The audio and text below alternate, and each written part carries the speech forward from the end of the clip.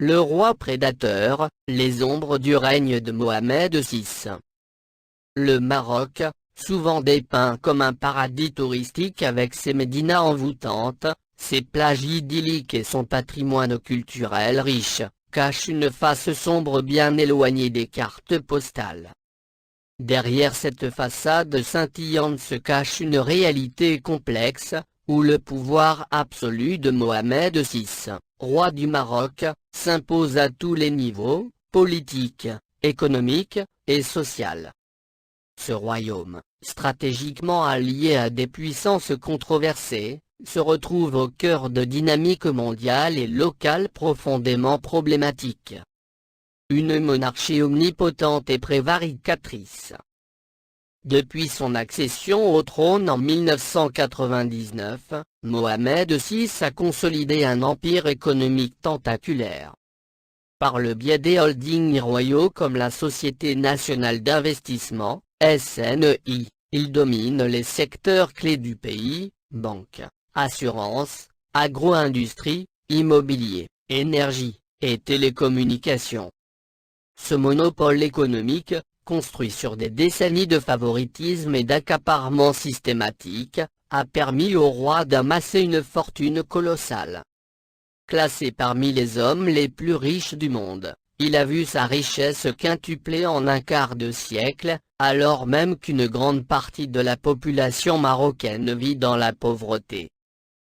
Un système économique au service d'une dynastie. L'économie marocaine, sous l'égide de la monarchie, fonctionne comme une machine à subventionner les intérêts privés de la famille royale.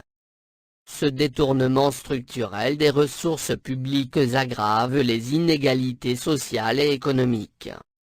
Tandis que les élites profitent de ce système, la majorité des Marocains est réduite à un rôle servile, sans véritable moyen de contestation face à un régime qui écrase toute opposition.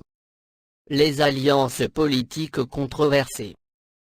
Le Maroc maintient des relations étroites avec des régimes et des politiques qui suscitent des critiques internationales. L'alliance stratégique avec Israël, marquée par un soutien implicite à des politiques d'apartheid et de colonisation, reflète une orientation géopolitique où les intérêts économiques et diplomatiques priment sur les principes. Le silence du royaume face aux tragédies humaines, comme les 40 000 morts causés par des bombardements, majoritairement des femmes et des enfants, témoigne d'une politique extérieure cynique et déshumanisante. Une population réduite au silence. Sous le règne de Mohamed VI, toute tentative de contestation est systématiquement réprimée. Les droits humains sont bafoués, et les voix dissidentes, qu'elles soient politiques, sociales ou journalistiques, sont muselées.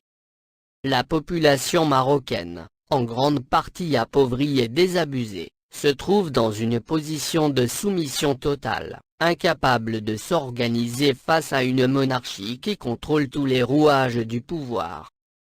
Le mirage touristique et les réalités sombres. Le Maroc est également confronté à des fléaux sociaux majeurs.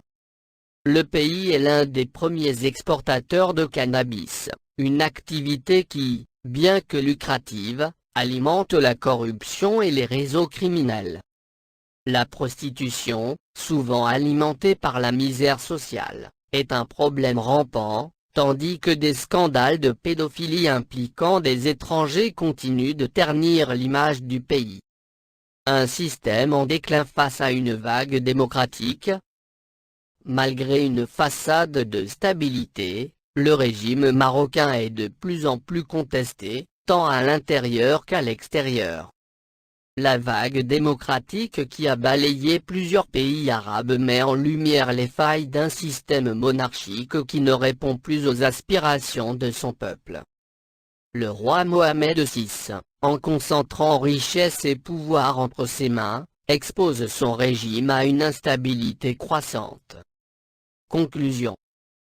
Le Maroc, sous Mohamed VI, illustre tragiquement comment une monarchie absolue peut détourner un pays entier au profit d'une élite restreinte.